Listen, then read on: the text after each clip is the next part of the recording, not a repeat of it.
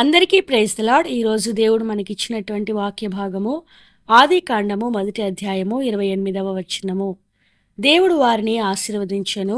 ఎట్లనగా, మీరు ఫలించి అభివృద్ధి పొంది విస్తరించి భూమిని నిండించి దానిని లోపరుచుకొనుడి.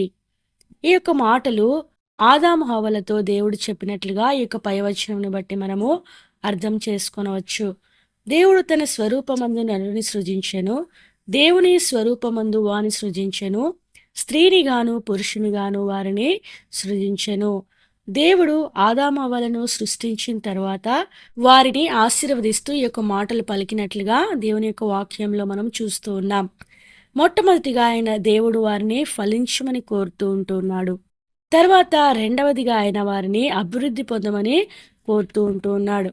తర్వాత మూడవదిగా చూసినట్లయితే విస్తరించమని దేవుడు కోరినట్లుగా దేవుని యొక్క వాక్యంలో దేవుడు మనకు తెలియజేస్తూ ఉంటున్నాడు. నాలుగవదిగా భూమిని నిండించమని దేవుడు కోరుతూ ఉన్నారు. తర్వాత దానిని లోపరుచుకొనమని దేవుడు తెలియజేస్తూ ఉంటున్నాడు. ఇలాంటి ఆశీర్వాదపు మాటలే మనకు నోవాహుతో తర్వాత యాకోబుతో కూడా దేవుడు చెప్పినట్లుగా దేవుని యొక్క వాక్యంలో మనము చూడవచ్చు. ఆదికాండము 9వ అధ్యాయము 1వ వచనంలో నోవాహును అతని కుటుంబాన్ని దేవుడు ఇలాగున్నే మీరు ఫలించి అభివృద్ధి పొంది విస్తరించండి, భూమిని నిండించండి అనేటువంటి మాటలు అక్కడ కూడా ఆశీర్వదిస్తూ దేవుడు పలికాడనమాట. ఈ యొక్క జలప్రలయం అయిపోయిన తర్వాత ఓడలో నుంచి నోవాహు వారి కుటుంబం బయటికి వచ్చిన తర్వాత వారు దేవుడికి ఒక ఇంపైనటువంటి సువాసనను ఆఘ్రానించేటువంటి విధంగా వారి బలి అర్పించిన తర్వాత దేవుడు వారికి ఈ యొక్క ఆశీర్వచనపు మాటలు పలికినట్లుగా దేవుని యొక్క వాక్యంలో మనము చూడవచ్చు అనమాట. అంటే తర్వాత యాకోబుతో కూడా ఈ యొక్క ఆదికాండము 35వ అధ్యాయము 11వ వచనంలో కూడా ఈ యొక్క బేతేలుకు తిరిగి వెళ్ళమని దేవుడు వాగ్దానం చేసి అతన్ని వెళ్ళమని చెప్పి తను చేసినటువంటి ఆ యొక్క మొక్కుబడిని తిరిగి జ్ఞాపకం చేస్తూ ఆ దేవుడు వారిని అక్కడ ఆశీర్వదించి నీవు ఫలించి అభివృద్ధి పొంది విస్తరించు అనేటువంటి మాట అక్కడ పలికినట్లుగా దేవుని యొక్క వాక్యంలో మనము చూడవచ్చు. అంటే ఆదాము హవ్వలతో తర్వాత నోవహు కుటుంబంతో తర్వాత యాకోబుతో 3 సందర్భాల్లో దేవుడు ఆశీర్వదించినటువంటి ఆశీర్వాదం శరీర సంబంధమైనదిగా మనము చూడవచ్చు. అంటే ఈ లోక సంబంధంగా వారిని దేవుడు ఫలించమని అభివృద్ధి పొందమని తర్వాత వారిని విస్తరించమని భూమిని నిండించమని దేవుడు అక్కడ కోరుతూ వచ్చాడనమాట. అయితే రక్షింపబడినటువంటి మన యొక్క జీవితాల్లో ఈ యొక్క నూతన నిబంధన ఈ యొక్క యేసుక్రీస్తు ప్రభువారు ఈ లోకానికి వచ్చి వెళ్ళిపోయిన తర్వాత క్రీస్తు శకంలో దేవుడు మన నుండి కోరేటువంటి ఈ యొక్క ఫలింపేంటి, మన జీవితాల్లో దేవుడు కోరేటువంటి అభివృద్ధి ఏంటి, దేవుడు మనల్ని ఎలాగునా విస్తరించమని కోరుతూ ఉంటున్నాడు, దేనితో భూమిని నిండించమని కోరుతూ ఉంటున్నాడు అనేది మనం చూసినట్లయితే ఈ దినం మనము ఫలించుట అనేటువంటి దాని గురించి మాత్రమే తెలుసుకుంటాం.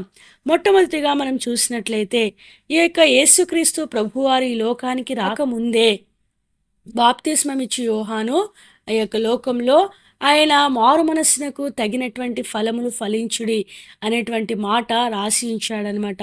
ఒకసారి ఆ యొక్క మాటను మనం చూసినట్లయితే మత్తయి సువార్త 3వ అధ్యాయము 8వ వచనంలో చూస్తే ఇక్కడ మారు మనస్సుకు తగినటువంటి ఫలములు ఫలించండి, మారు మనస్సు పొందండి, పరలోక రాజ్యం సమీపిస్తూ ఉన్నది అనేటువంటి మాటలు ఈ యొక్క బాప్తిస్మం ఇచ్చి యోహాను ఇక్కడ పలుకుతూ ఉన్నట్లుగా కేకలు వేసి ఆయన అరణ్యంలో ఒక మా యొక్క శబ్దాన్ని వినిపిస్తూ ఉన్నట్లుగా మనము చూడవచ్చు అనమాట.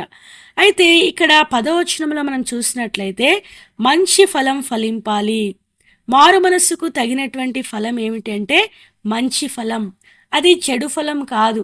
ఇలాగున మారు మనస్సుకు తగినటువంటి ఫలము అంటే ఈ యొక్క మంచి ఫలము ఫలించకపోతే ఏం చేయబడతారంట, నరకబడి అగ్నిలో వేయబడతారంట. అంటే ఒకానొక దినాన ఆ యొక్క నిత్యాగ్నిలో మనం కూడా వేయబడేటువంటి ఆ యొక్క సమయం అనమాట. మనం చనిపోయిన తర్వాత నిత్య నరకానికి వెళ్ళవలసినటువంటి సమయం ఇదే ఈ యొక్క నరకబడినటువంటి అనుభవం అనమాట. ఇదే ఆ యొక్క నిత్యాగ్నిలో వేయబడేటువంటి అనుభవం. అయితే మారు మనస్సు పొందినటువంటి మన జీవితాల్లో మారు మనస్సుకు తగినటువంటి ఫలం ఉందా, మంచి ఫలం మనం ఫలిస్తూ ఉంటూ ఉన్నామా? దేవుని యొక్క వాక్యంలో మారు మనస్సు అంటే మనస్సు మార్చబడటం అనమాట. ఈ యొక్క మారు మనస్సు అనేది ఆత్మ సంబంధమైనదనమాట. శరీరానికి సంబంధించినటువంటి ఫలింపు కాదు. ఆత్మలో మనం ఫలించేటువంటి వారంగా ఉండాలి అనేదే దేవుని యొక్క ఉద్దేశమై ఉంటూ ఉన్నదనమాట. అయితే దేవుని యొక్క వాక్యంలో ఆత్మకు సంబంధించినటువంటి ఫలం ఎలా ఉంటది? మంచి ఫలం అంటే ఏమిటి?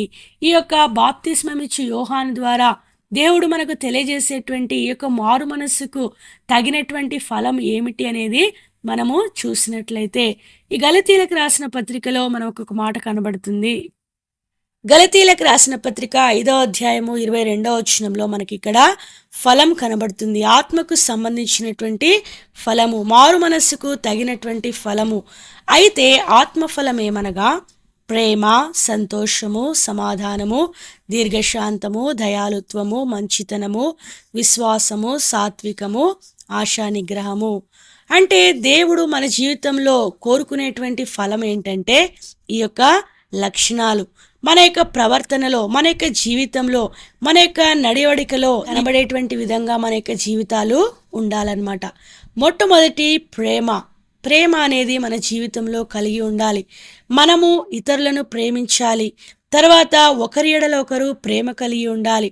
తర్వాత సంతోషం. ఎల్లప్పుడూ మన యొక్క జీవితాల్లో సంతోషాన్ని అనుభవించేటువంటి వారంగా ఉండాలన్నమాట. అది క్షేమమైనటువంటి సమాచారం కావచ్చు, లేకపోతే చెడు సమాచారం కావచ్చు. ఏది ఏమైనా కూడా మన జీవితంలో ప్రతి విషయం నందు మీరు కృతజ్ఞతాస్తుతులు చెల్లించుడి అని దేవుని యొక్క వాక్యంలో రాయబడి ఉన్నదనమాట. ఎల్లప్పుడూను ఆనందించుడు అనేటువంటి మాట కూడా దేవుడు రాయించి ఉంచాడనమాట. అంటే మన యొక్క జీవితంలో ప్రతి పరిస్థితిలో మనము సంతోషంగా ఉండాలి. మంచి జరిగినప్పుడు సంతోషించటం, ఏదైనా చెడు జరిగినప్పుడు, కీడు జరిగినప్పుడు మనం దుఃఖపడేటువంటి వారంగా ఉండకూడదు.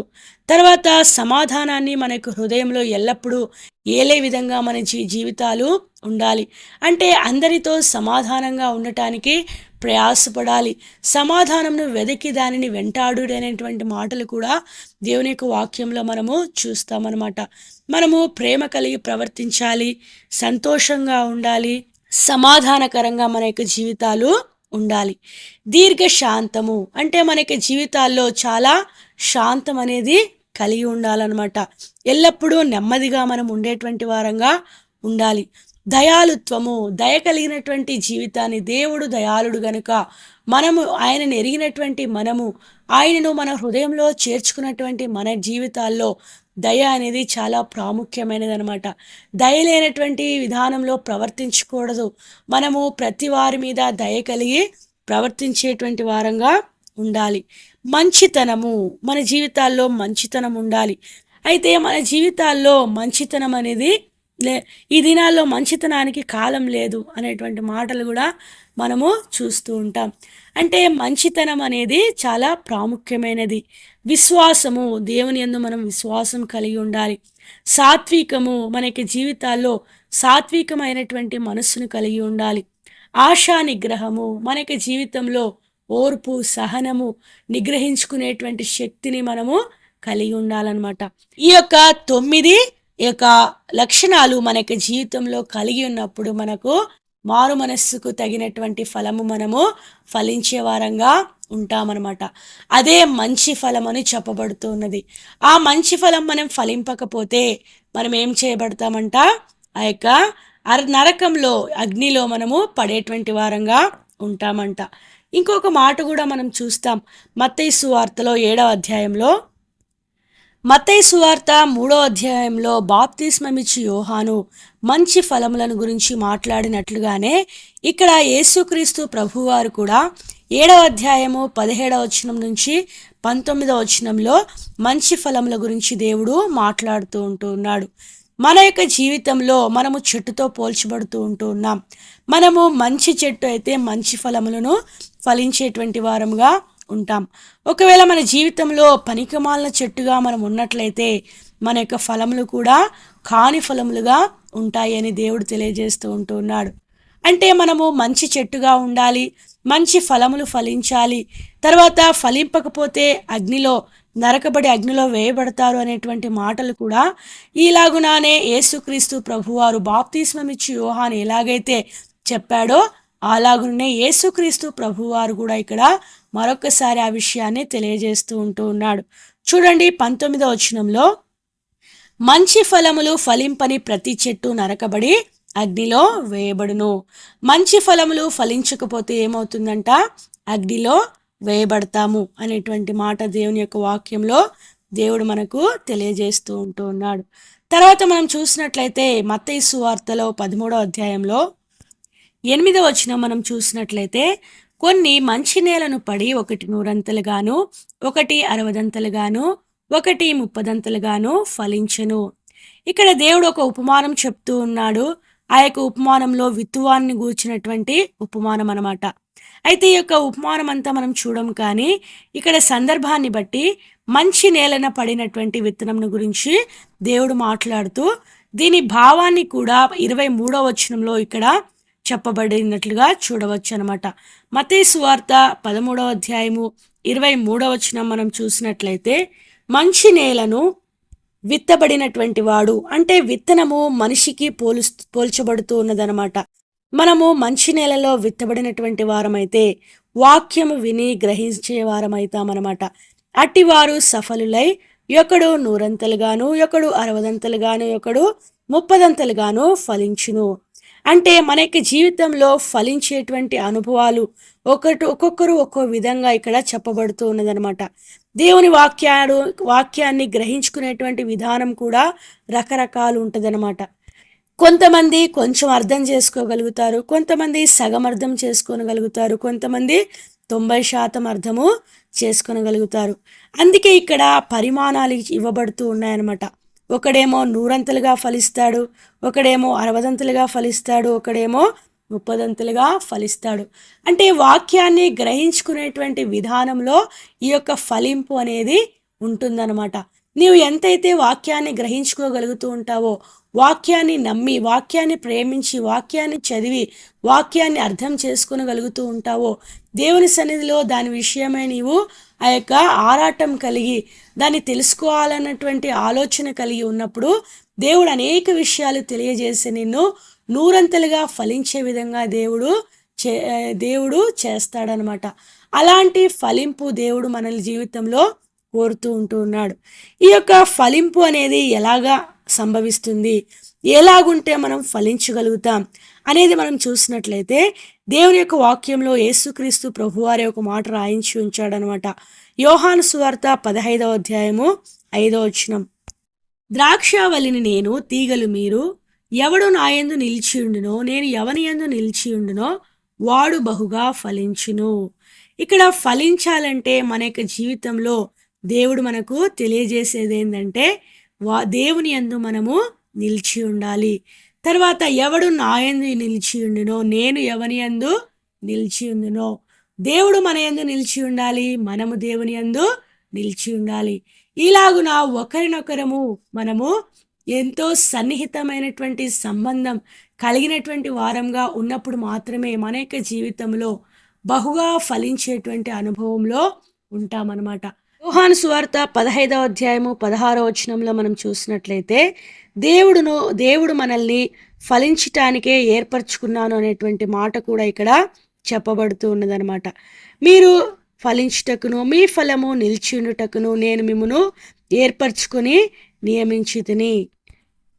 తర్వాత మనం చూసినట్లయితే యోహాను సువార్త 15వ అధ్యాయము 8వ వచనంలో చూస్తే, ఫలించుట ద్వారా మనము దేవుణ్ణి మహిమపరుస్తామంట, తర్వాత ఆయనకు శిష్యులుగా చేయబడతాము అనేటువంటి మాట కూడా దేవుడు రాయించి ఉంచాడనమాట. అంటే దేవుని యొక్క వాక్యంలో దేవుడు మనల్ని ఫలించాలని కోరుతూ ఉన్నాడు. మంచి ఫలాలు ఫలించాలని, ఆత్మఫలం మన జీవితంలో కలిగి ఉండాలని, తర్వాత కాని ఫలములు ఫలించేటువంటి వారంగా మనం ఉండకుండా ఉండాలని, దేవుని యందు మనం నిలిచి ఉన్నప్పుడు తప్పకుండా మనము బహుగా ఫలిస్తామని, బహుగా ఫలించడం ద్వారా తండ్రి మహిమపరచబడతారని, తర్వాత దేవుడు మహిమపరచబడటమే కాకుండా మనము ఆయన శిష్యులంగా చేయబడతామని, తర్వాత మనము ఫలించటానికి, మన యొక్క ఫలము నిలిచి ఉండటానికి దేవుడు మనల్ని ఏర్పాటు చేసుకున్నట్లుగా, ఈ యొక్క లోకంలో నుండి మనల్ని వేరుపరిచినట్లుగా దేవుని యొక్క వాక్యంలో ఈ యొక్క యోహాను సువార్త 15వ అధ్యాయంలో మనము చూడవచ్చనమాట. అంటే మనం చూసినట్లయితే దేవుని యొక్క వాక్యంలో మనము ఫలించాలన్నదే దేవుని యొక్క ఉద్దేశమై ఉంటున్నది. ఎల్లప్పుడూ ద్రాక్షవల్లి అయినటువంటి ఆ యొక్క యేసుక్రీస్తు ప్రభువారిని తీగలుగా మనము అంటికట్టబడినటువంటి వారమై ఉన్నప్పుడు మన జీవితంలో మనము ఫలించేటువంటి వారంగా ఉండాలి, ఉంటామన్నమాట. ఎల్లప్పుడూ ప్రభువుతో సహవాసం కలిగినప్పుడు మన జీవితంలో ఫలం అనేది ఉంటుందన్నమాట. ఇలాగున మన యొక్క జీవితంలో దేవునికి ఇష్టమైనటువంటి ఫలములు ఫలించి, మంచి ఫలములు ఫలించి, దేవుని మహిమపరిచేటువంటి ఆ యొక్క జీవితాన్ని కలిగి ఉండటానికి దేవుడు మనకందరికీ సహాయము చేయునుగాక. మరొకసారి మనకిచ్చినటువంటి వాక్య భాగమును చదువుకొని ముగించుకుందాం. ఆది కాండము 1వ అధ్యాయము 28వ వచనము. దేవుడు వారిని ఆశీర్వదించినట్లనగా, మీరు ఫలించి అభివృద్ధి పొంది విస్తరించి భూమిని నిండించి దాన్ని లోపరుచుకొనుడి. దేవుడి కొన్ని మాటలను దీవించి ఆశీర్వదించునుగాక. ఆమేన్.